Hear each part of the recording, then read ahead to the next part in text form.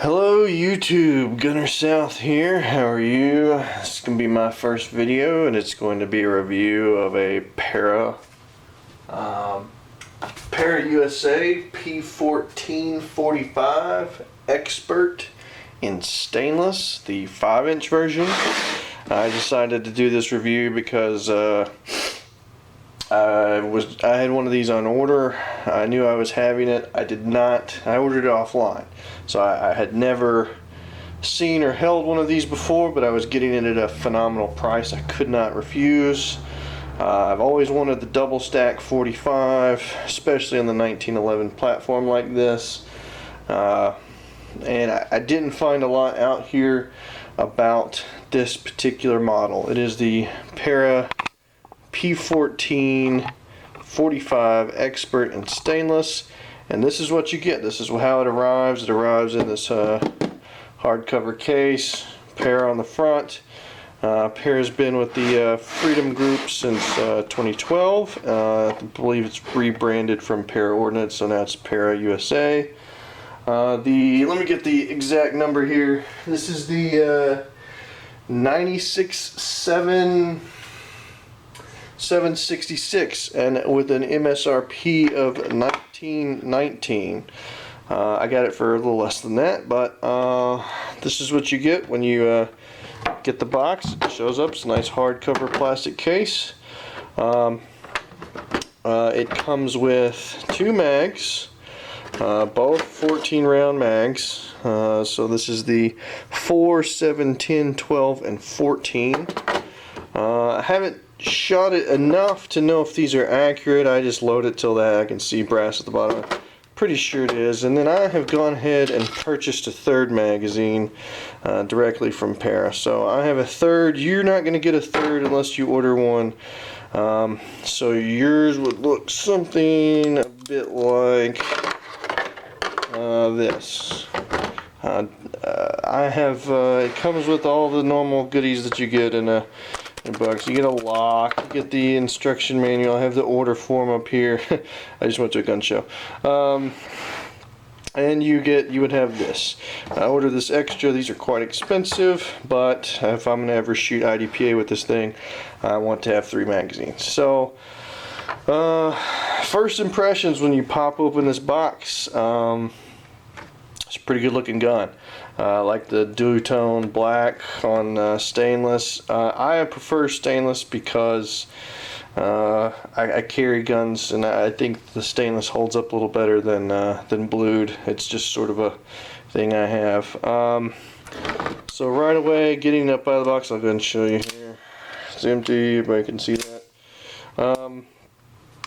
Right away, you pick it up. It's got a nice heft to it, but the main attraction here, boom, double stack. All right, so we're dealing with 14 rounds of God's caliber, right? 45 ACP. I don't have exact stats because frankly you can look those up, but I believe it weighs in at it's not light, but it feels about like a 1911. I don't believe it's a lot more heavier than a regular 1911, mainly for a number of reasons. Okay, one, polymer grips, right? I was under the impression that this would come with a plastic safety, polymer safety. I'm not so sure on that anymore. This might just be injected metal safety. Either way, it feels pretty good. I kept trying to snap it off, see if I could put some stress on it, because like I said, I'd heard that these are polymer, and I haven't been able to bend it, so it leads me to believe that this is now a metal piece right up here. So metal safety, little dig down. I'd also heard that the mag release button here was plastic at one point, and that was causing issues. I'm not sure if it is still continued. I don't believe this is. I believe this is now a metal part again, which, if it is a great direction in a quality firearm. And from what I'd read online, this is one of the key components that causes a malfunction on these guns. The sight. So let me go a little bit about the sight. It's a front fiber optic sight. Comes from the factory in green. One of the first things I noticed when you pick it up, you look down the barrel. The green was so cloudy. It was almost like they used glue, or it was as if someone had I don't know, it had glue all over, whatever. Luckily I had a couple of fiber optic rods sitting around from Dawson Precision. I believe this is a Dawson Precision site. And I went ahead and just cut it, replaced it with the red one. Been much happier since, because it's what I'm used to looking at anyway, so that was good. Other initial first impressions. This is what I knew going into this, but I'll just show you. Roll mark, nice. It's not too ridiculous. It's a nice, tasteful roll mark, Para 1911. You gotta put like a QR code here right next to the serial number. Para USA, Charlotte, NC. Match barrel. Expert 14-45 in stainless, as I've mentioned. For you 1911 guys out there, you'll notice it is a lowered and flared ejection point. It is a match barrel, fiber optic front sight, but GI style remains in the rear, which is one of my complaints with this. But already comes with a beaver tail, which for me is almost a must on my 1911s. I got kind of a nice big webbing right there that likes to get caught. So I've already put. I'll get into that later, but I love beaver tails on all my guns. So. Required feature for me. They call this like a heart-shaped hammer. I don't know. I don't really like the aesthetics of this hammer, but it's perfectly functional. Gets the job done. Barrel bushing, not too tight. It comes with the wrench, right? You know, some of the real upscale 1911s require this tool in order to break it down. It's a tight fit. Don't get me wrong. But it is not Ed Brown fit or Wilson Combat fit or what have you. You'll also know that the crown extends past the bushing a little bit. I believe that's a feature on these guns. So let me just move this in place. A little contrast here. One of the things that just out of the box, first things you're going to notice, and this is probably my biggest complaint about these guns, you'll probably read it online, is the trigger, the plastic trigger. And additionally, I mean, look at that slop. It's a lot of slop for a trigger in 1911. Good news is it does come with the over travel. You can, I don't know, my camera doesn't focus close up very well, so you'll see the over travel stop in there. That's good for, you know, something straight out of the box like that. But the trigger, you can create space up at the top, and you can create space down at the bottom on this trigger. It's just not what you want on a 1911 or really any gun in my opinion. But other than that, sights line up real nice. Like I said, I put the red in there almost immediately. Flat mainspring housing. That's more of a modern look. So yeah, that's pretty much the exterior of this gun.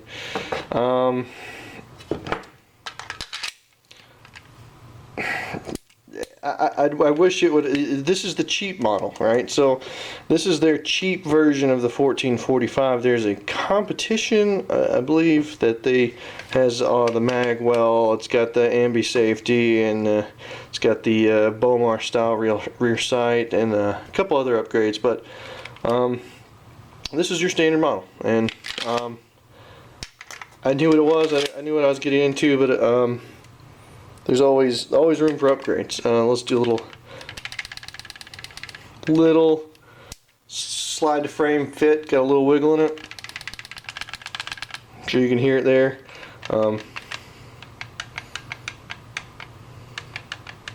By hand, you can wiggle it a little bit. Not any worse than some of the other 1911s I've had. This obviously isn't. You can push right there, nothing's happening. That's good. It's good quality. One other thing you'll see here, loaded chamber indicator. Okay, that's a nice little feature. Other than that, just a good solid 1911 starter trigger. Okay, trigger. I showed you clear. All right, clear. Draw the mag out. Oh, there you go. There's that.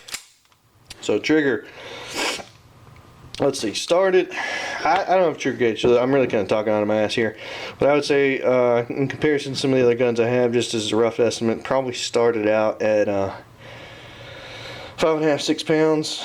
I'll try and do this up close, but a little take up from Series 80, and a nice click. I'll be honest, it started a lot rougher than that. This is dramatically smoothed out. I followed Nick Taylor 00, his quick break-in period for 1911s, ran that down. Vastly improved trigger. Used to have some grit in there. So now, much better. I'd say it's down to 4 pounds. I probably took a full pound of it. Got a bunch of the grit out. You can just, I'll do it again here. Because this is what you want on a 1911, right? And then hold the trigger down. Do this. Let this back out. So I could crank down that over travel stop. I guess another complaint I had with it is the it's plastic trigger. I don't know if I covered that before. A lot of slop in it, and it's a plastic polymer trigger. Makes it even worse, right? So one of my biggest problems with that is that when cranking down the over travel stop, you could get it to where it would be resting back there, and you could even click it, but it was because you were flexing it. Almost, I can't say for sure, but it felt like you were flexing the plastic a little bit to get it to go off. You were getting it to go just a little bit further just because it was a plastic trigger, not because of any other reason. So I didn't like that too much, so I backed out the over travel a little bit. We'll talk about that a little bit more, but I'm gonna go ahead and break this thing down, and we will take a look at the internals. So we'll be right back. You know what, we're gonna do that later. First, let's take a look at the comparison of, so I got a couple other guns here we're going to compare it to, and show you what's up. So we have 3 friends out now, or 2 friends out now. We're going to take a look and see what some of the major differences are. First off, I'm sure you might have already seen pictures of this before, but I have my Colt Series 70 here. It's a Series 70 reproduction. I'll just show you a clear, right? Okay, make everybody feel better. So, bringing that out to compare against the Para-Ordnance. I wanted to show those because those are the most similar. We'll get this guy out later. They are single stack. I mean, there's no difference in the up top width. It's by the time it reaches the top, you're dealing with a single stack, right? So it feeds up. Might as well be single stack mag. So all of the difference is right here. That's where you get 14 rather than 7. And I got the let me get the calipers out.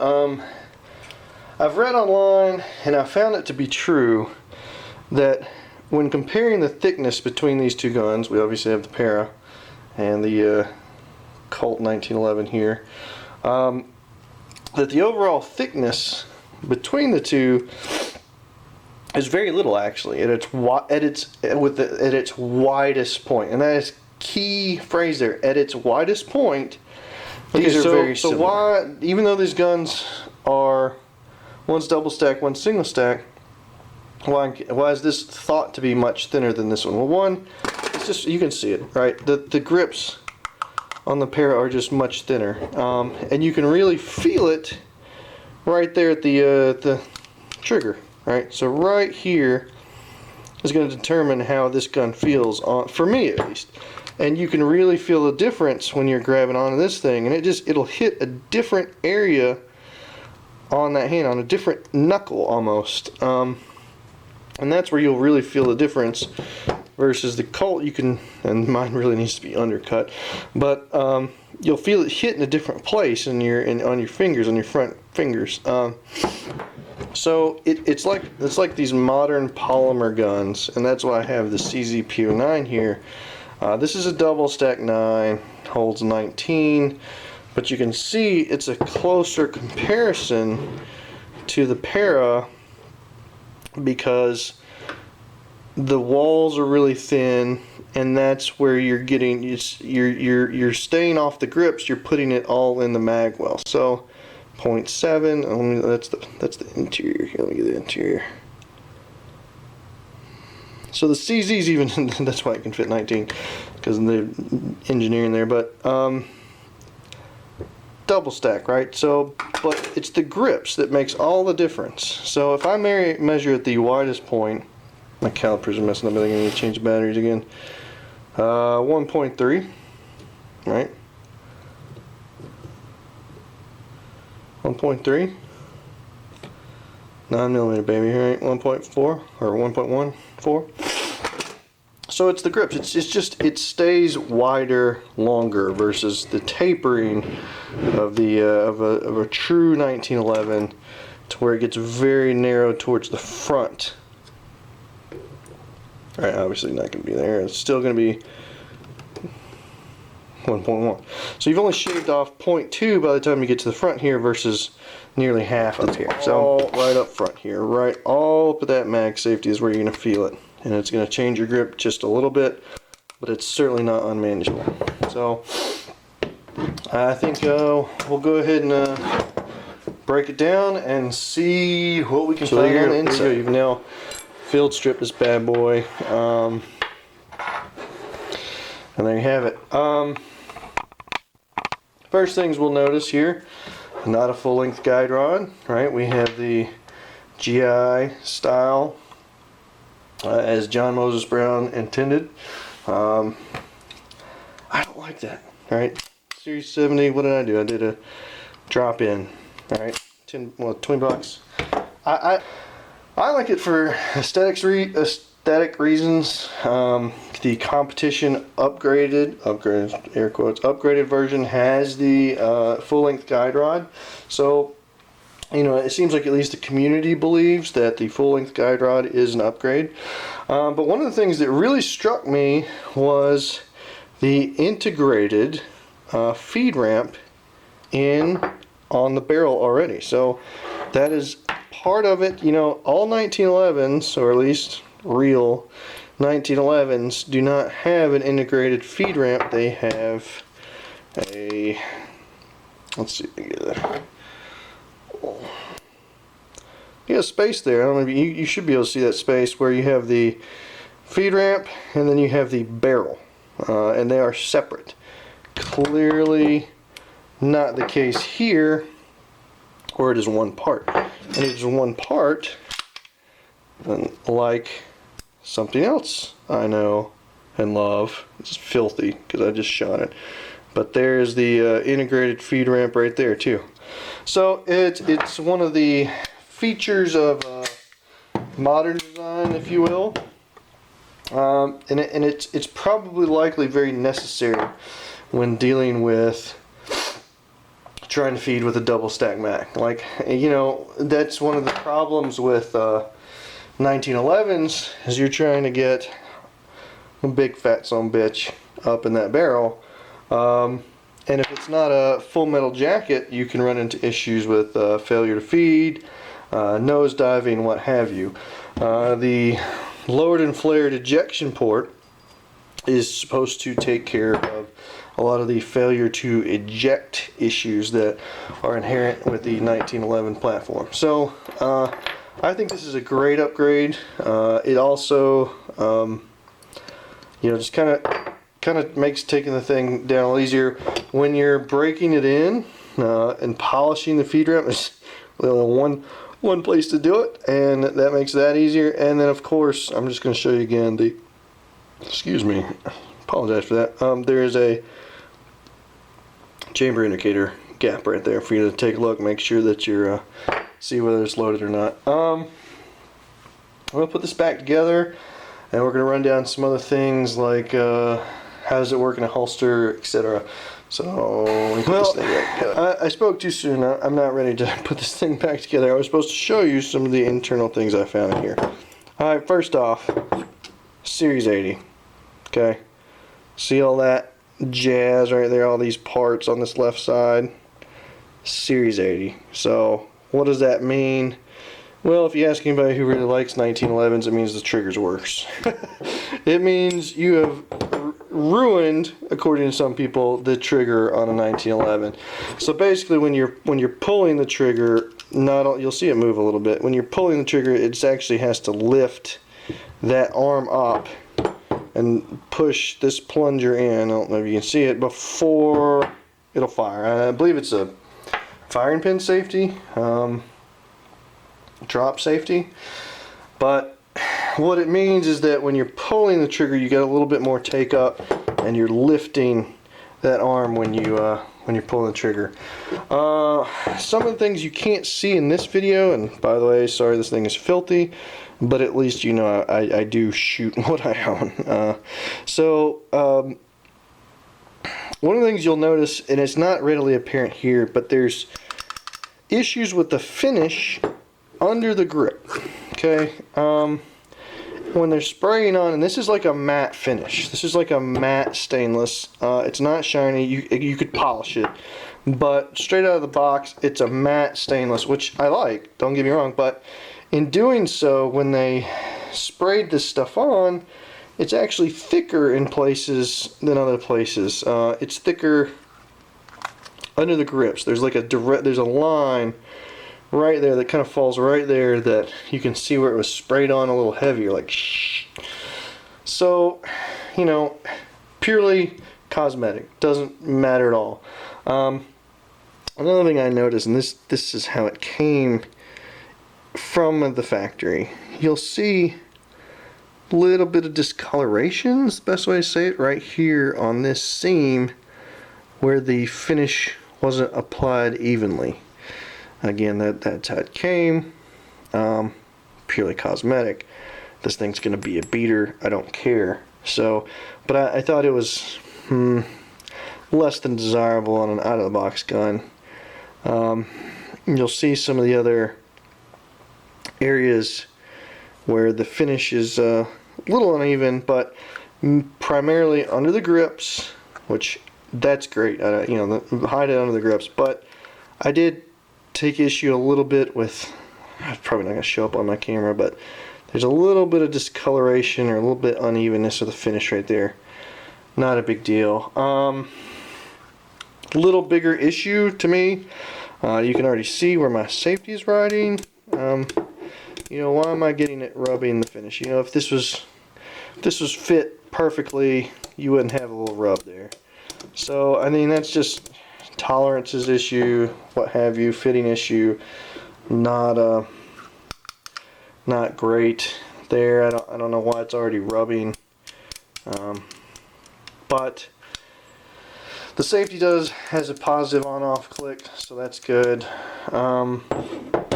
The finish itself on the slide, by the way, is this is just dirt. The finish on the side is very nice. This is all dirt. It does kind of hold on to dirt, but I'm shooting some filthy ammo right now anyway. So let's do a little bit more to fit. Just the rails. One of the issues on some cheaper guns is the rails have a little catch. The only thing that's catching on this gun right now is the hammer. If I were to hold it right here, it would fall right off. Probably at least it would if it was oiled. But when I was doing Nick Taylor's break-in, one of the first things he covers is slide to frame. And this had no problem. I didn't take any flits to it. When fully broken down, this thing glides over everything like no problem. So that was another thing. When I had this completely broken down, I did find a little burr on the trigger strut. No, not trigger, hammer strut. It had a little burr on the end where it hit the mainspring housing. I might show a picture of that if I edit this video.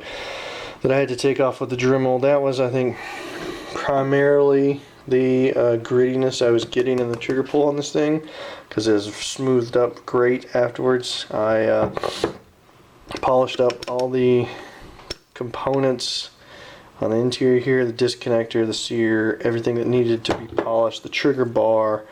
One thing I don't know if you can see, there's this extra little insert of black plastic on the grips. That's part of the grip. That's part of the grip.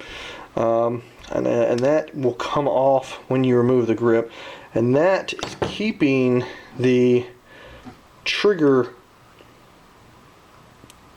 and trigger bar to come all the way out. You must remove the grips when breaking this thing down fully.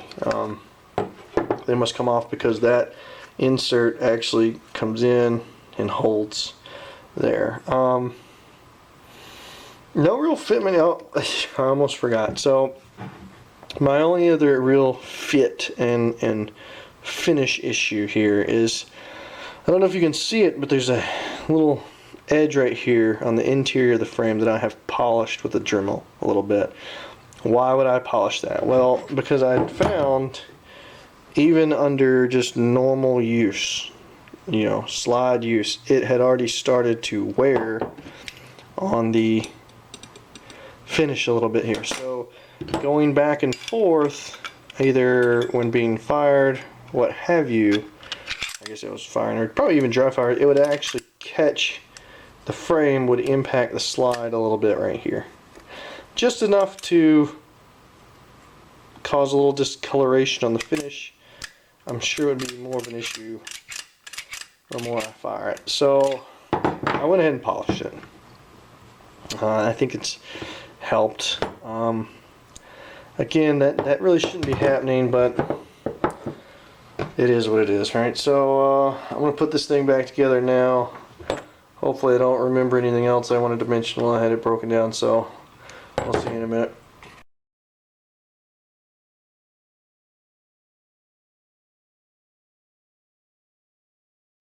Just one last comment. I wanted to show you the difference between a Series 70 and the lack of parts in here versus the Series 80 parts right here. That's the difference between a Series 70 and a Series 80. So let's talk about holsters. One of the questions I saw a lot was, will this Para with such a huge magwell fit regular 1911 holsters? I'll go and tell you the answer is yes. This is a Don Hume outside the waistband, fits just fine, and of course your Blackhawk. Alright, no problems, good retention, even though this is disabled, by the way, because this is a competition holster if I ever shoot the Series 70. But still, good retention, Blackhawk and Don Hume. No problems with either of these holsters. That said, there is one issue. If you have a holster that comes very far up, if it is a deep holster and the gun is set very deep inside the holster, you might find an issue. My dad found an issue with one of his holsters. You might find an issue where this is so far up that it begins to impact the mag release. And this is something that can be kind of forced with the Don Hume. If I'm just ridiculously putting pressure on it, right? If I'm just like really, I don't know. I can't see it happening with this holster, but you can see it starts to get in the way. It's probably even a issue with the Series 70, right? I mean, that's kind of covered up. But just the amount of space given in this holster, in this Don Hume holster, it's a little thinner right there because it's used to having a little thinner here, and there's no danger of that mag release getting pressed in this Don Hume, even if I jam it down on there, just because it's actually pretty loose right here. Whereas on the Para, I'm taking up a lot more room already, right? And if I have a holster made for a single stack, this mag release might actually, oh shit, you might get up there and hit the mag button. I've not seen it. My dad mentioned it as an issue with one of his holsters. Possibly. It is not an issue with the Black Hawk. There's still plenty of room all over, and being plastic hard shell, you're not going to get the flex like you are on the leather. So just something to be mindful of. Most modern holsters are polymer or Kydex anyways, right? So keep that in mind. The other thing to keep in mind with these, and I'm going to watch on it for this gun as I use it.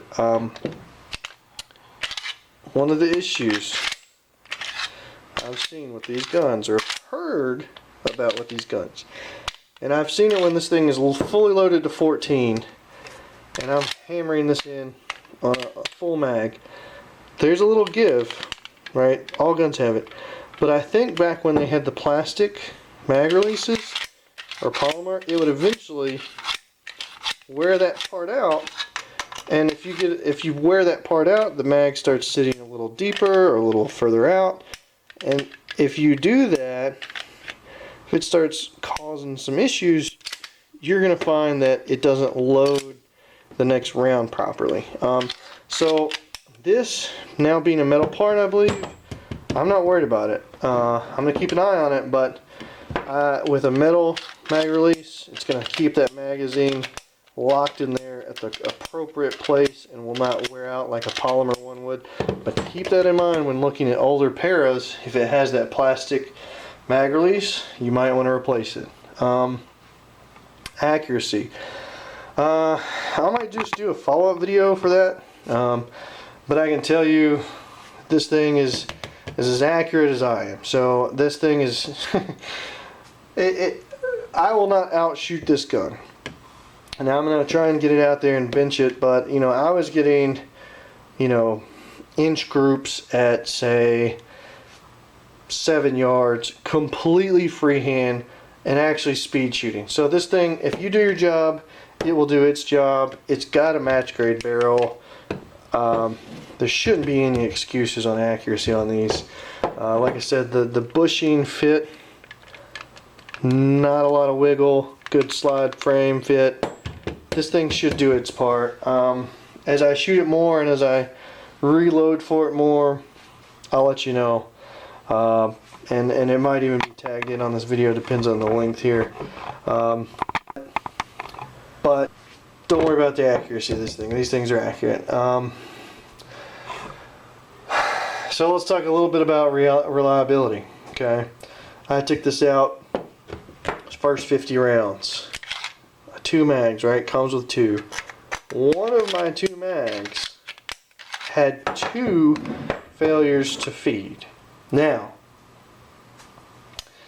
that said, broke this down, completely cleaned the shit out of it, cleaned the magazines, went out, shot it again, put another, say, 150 rounds through it. Had 0 issues that time. So, I don't know, I mean, I don't like guns with break-in periods. I'm not going to use this for a home defense gun. I'm not going to carry this gun. But if I were going to, that would give me pause. And I would want to shoot another 500 plus, and at least 100 of my preferred self-defense ammo through it before I trusted that this was going to work properly loaded up in that. Until then, I'm going to continue shooting this thing. I'm going to shoot this in IDPA in the CDP class, and we're going to get a lot of rounds through it, and I'm going to see how it does, see if I get any more reliability issues, and I will probably follow up with a review on that. Here we go. Summary rundown here. Para USA P14-45 Expert Stainless 5-inch. And their part number is 96766 by Para USA. MSRP $19.19. Would I pay $19.19 for this gun? No, I would not pay $19.19 for that gun. Would I pay $700 for this gun? Yes, I would pay $700 for this gun. I wouldn't like it. That would have to be brand new. Because I still want to do upgrades on it. I want to put a Bomar sight on it. I want to put an ambidextrous safety on it. I'm gonna have to put a trigger in it. Don't like the polymer trigger. But would I pay $700 for it if I was interested in a double stack 45? Yes, I would. Okay. Honestly, there's not a lot of other options out there. But if you're looking for it, you like the 1911 platform, and you're interested in Para, if you could find one for $7, I would say you've done good. We'll do the pros last. Cons, polymer safety, or excuse me, polymer trigger. That's probably my biggest con right there. Just because that's what a 1911 is about, is a trigger. Your 1911 is about this single action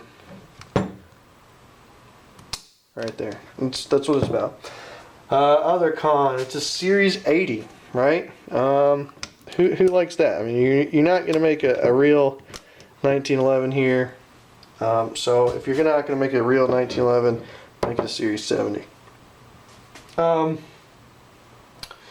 Rear GI sight. I don't like that. I mean, I think you could at least get some Novaks on here. I mean, you're paying fucking $700 to $900.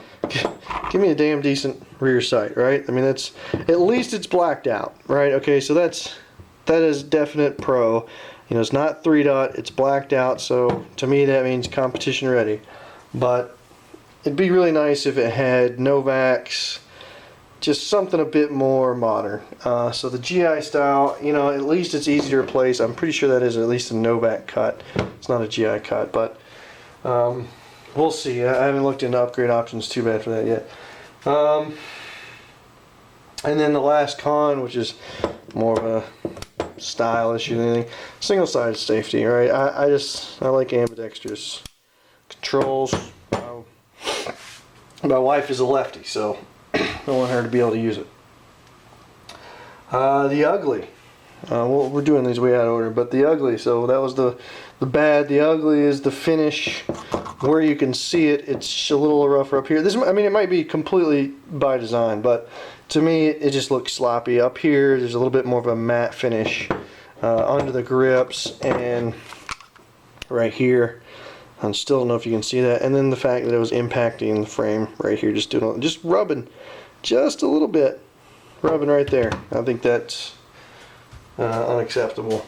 And then, so let's go over the pros, right? I mean, I really like this gun. I really like this gun. You wouldn't think it because I've probably spent here the last 20 minutes bashing this thing, but God, if it isn't fun. I mean, you've got a 1911 style double stack 45 that's accurate, and the weight is hefty. It's not ridiculous, but it's hefty. You can keep this thing on target. And solid pistol, steel frame. And you just keep shooting. So, match grade barrel, this is a definite pro. Fiber-optic front sight, definite pro. Steel frame, pro, right? Flared and lowered ejection port is a pro. Beaver tail, already discussed that. I need a beaver tail. Pro. Polymer grips, keep it nice and light and thin. That's a pro. And the over travel stop, even though it's on a shitty plastic trigger, but the fact that it's included like that. And I also like the fact that it's a flat mainspring housing. So all those things combined with very little detractions make this a solid pistol. I'm going to shoot it. I want to at least get 500 down it before I make a judgment on it. It might be working through a break-in period, or I might have a bad mag for those failure to feeds issues that I was having earlier. But I'm going to keep you posted, and we'll be having more videos later. Probably do one on the Series 70, but that's probably been done to death. But I'll probably do one next on like the CZ P09, because you don't see as much exposure on that. But let me know in the comments what you think, what I need to expand upon. I've got this thing, I'm going to hold on to it, so probably can get a little shooting out of it, a little GoPro footage out of it, and we'll see what happens from there. But subscribe, like, we'll see you around. I'm gonna keep making them if you keep watching them. Thanks, YouTube.